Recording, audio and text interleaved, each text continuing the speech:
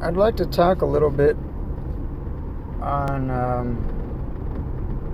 the subject of substance abuse.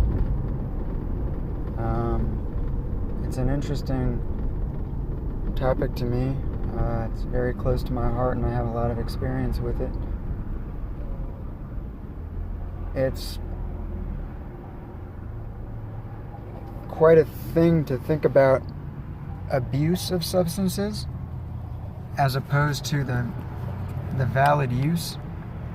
And I may go so far as to think at times that there is no such thing as valid use, and that all substance use is abuse. It's a very dogmatic, fundamentalist approach to the topic, one that I believe is arguable. But I'm not a robot, and it's difficult for me to make vast, sweeping judgments about anything, and I try to avoid that, and I try to have grace on others and also myself, because I'm not perfect. And so, having said that,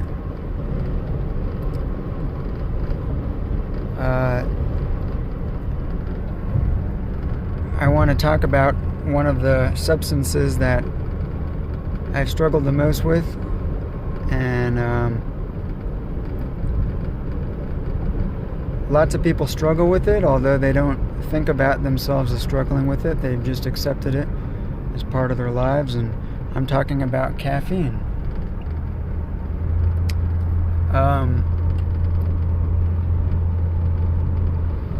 A lot of people might do a double take if they hear me refer to caffeine as a drug, but it's true. Caffeine is a drug, and whether it's legal or highly available or socially acceptable is irrelevant. It's a drug. It's the same with alcohol.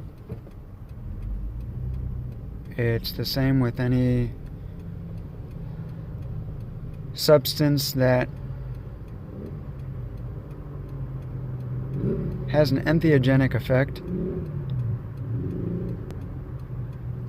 and it's, for the sake of debate, one could bring up something like chamomile and say that chamomile brings on an entheogenic effect, although I disagree. There's certain things that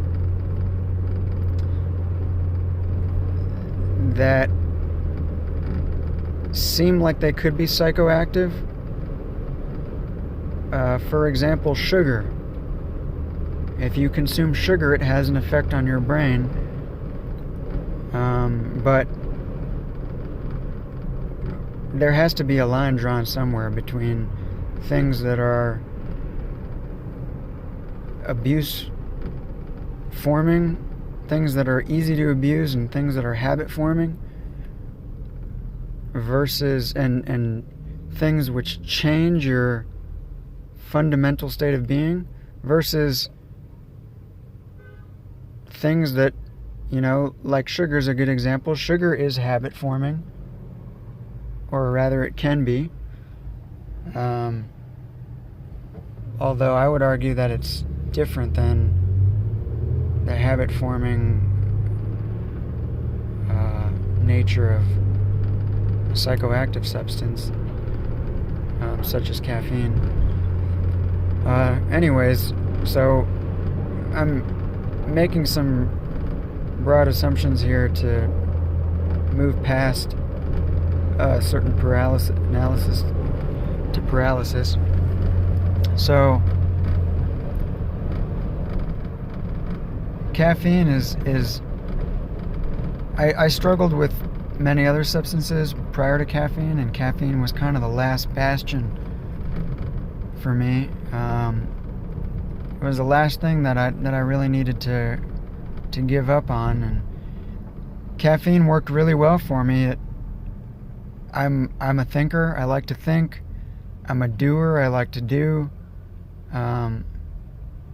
I've got a job that requires me to do mundane and many times mundane and tedious tasks. So caffeine is good for that. But there's an alternative viewpoint to it. I used caffeine for many, many years, more than 10, 20 years on and off. I've binged on it. I've purged on it many, many times. I've tried all different forms of caffeine. I've done, I've had things with caffeine added into it. I've had black tea, green tea. I don't know if white tea and red tea have caffeine in it, but I've tried those. I've done mate, I've done coffee, I've done matcha, I've done espresso.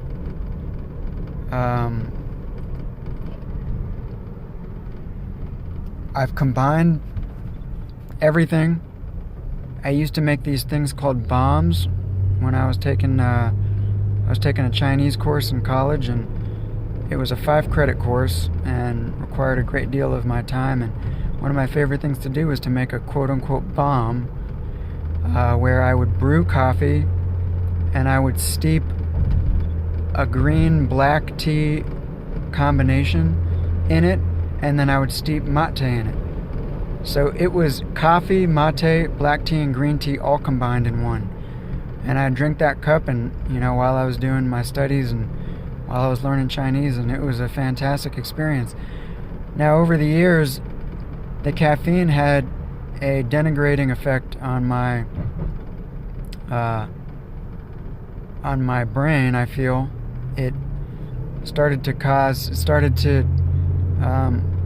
heighten my occurrences of migraines, and my migraines all but went away when I stopped doing caffeine. There were other things I needed, other lifestyle changes I had to make, like I had to give myself more sleep and I had to improve my diet. Those things triggered migraines as well, but caffeine was the biggest risk factor for that. And it was also highly addictive. There were, and what would happen is I would have coffee. Coffee was my favorite form of caffeine. I would have coffee, and I definitely would feel its effect, and I'd have 1 cup every morning. Then, there may come a day where I decided to have a 2nd cup in the evening, and maybe I did that one night, and maybe I did it another night a couple days later, and that would kind of I'd start to have 2 cups per day, and I might maintain that for a while, but after a while my physical body would get tired. I would just feel tired, and the coffee no longer had that great effect. I'd feel tired later on in the day, and I'd feel like I needed another cup, but I didn't want to have another cup because I didn't want my tolerance to grow even higher, and and eventually it would lead to a crash. And what would happen is I'd feel so tired I wouldn't want a cup of coffee, and I'd think I'd think I need to I may as well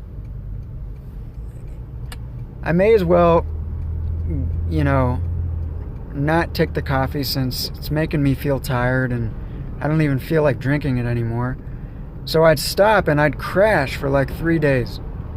One time I even called out of work sick for 3 days, and it wasn't physical sickness, it was mental. It was severe depression coupled with anxiety. The two go hand in hand. They're different sides of the same coin, in my opinion, in my experience, I should say. And and so I'd be depressed, and I'd sleep, and I'd eat for 3 days, and then I'd start to emerge from it. And this was very sad and terrible for me, because I have a family, I've got children, my wife, and responsibilities, and people who look up to me and need me, and it just didn't work well with my life. So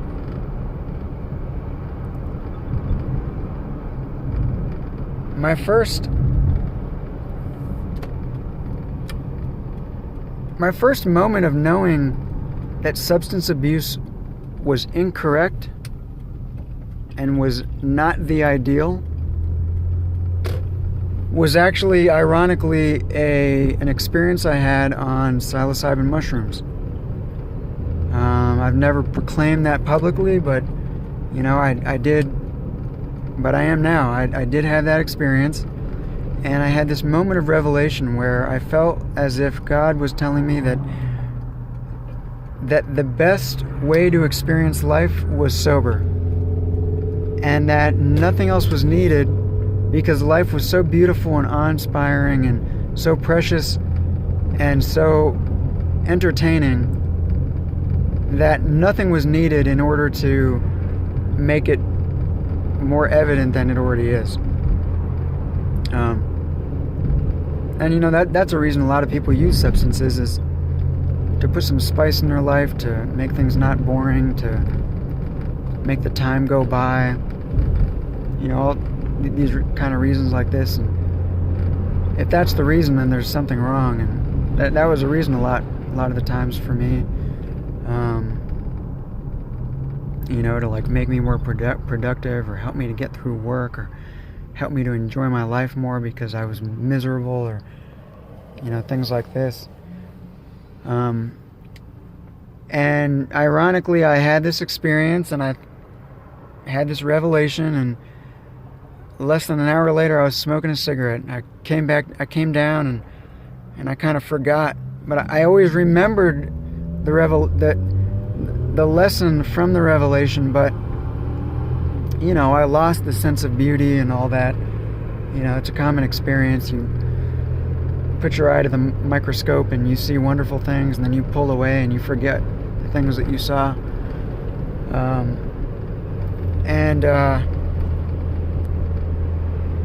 That was 10 or 15 years ago that I had that experience, and it wasn't until recently that I had what I felt was a life-threatening experience, where I felt like I was going to have a stroke or an aneurysm or something like that. And it just was, my head was splitting apart, and I thought I might die or something.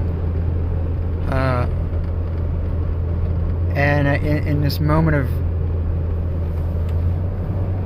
this dark night of the soul, I said, God, if you give me another chance, I'll stop taking caffeine.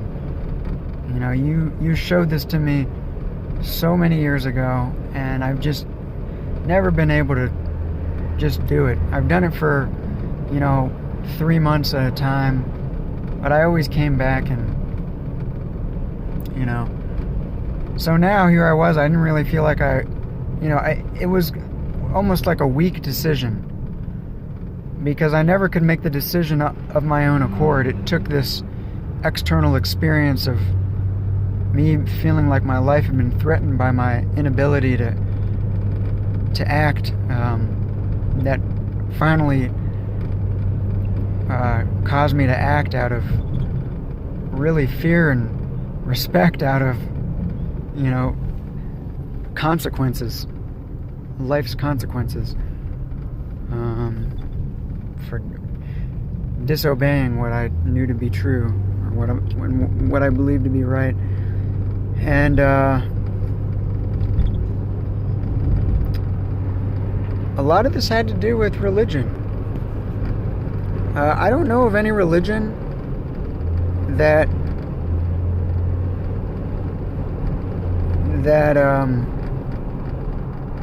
says to give up caffeine, except for the Church of Jesus Christ of Latter-day Saints. And they don't even say to give up caffeine, although I really do believe that it is caffeine. So in the religion, there's a thing called the word of wisdom. And even though it's called the word of wisdom, it's considered by many to be a law. And it was, I don't know that it was ever proposed as a law by Joseph Smith, the prophet of this religion, but which also happens to be my religion. But many people take it as a law, and so for a long time I was thinking, well, it's not a law, it's a word of wisdom, and and for me, so the word of wisdom, people generally take it to mean don't drink coffee or tea, or smoke cigarettes, or use illicit substances or anything like this. But prescription drugs are fine, and a lot of, I would probably say most members of the church consume some form of consume soda, caffeinated beverages, energy drinks, maybe not most, but many, an overwhelming many. And I don't believe that that's keeping with the word of wisdom. Another part of the word of wisdom is to eat meat sparingly. And I would say that most members do not abide by this, and most members eat a lot of meat, daily even. So I do believe that there's a disconnect between what is meant by the word of wisdom and how adherents of the faith play it out in their lives. But I knew very early on in learning about the word of wisdom that it was to mean, abstain from caffeine, period, and just in general make good choices for your body, healthy choices. Don't eat a lot of processed foods. Don't eat a lot of meat. Don't eat a lot of junk food, sugar. This is all part of the word of wisdom. Just because it's not explicit, we need to think for ourselves. We're not supposed to be spoon-fed religion. That was never intended by any of the prophets of any of the major religions. It wasn't to spoon-feed us and have us be like automatons and have us be excusers and justifiers of ourselves, because everybody knows that taking things to the extreme and not in moderation is wrong. But because it's not spelled out clearly in text, we justify it behind the scenes in our own minds and say, oh, I'm not doing anything wrong, but I believe that's in error.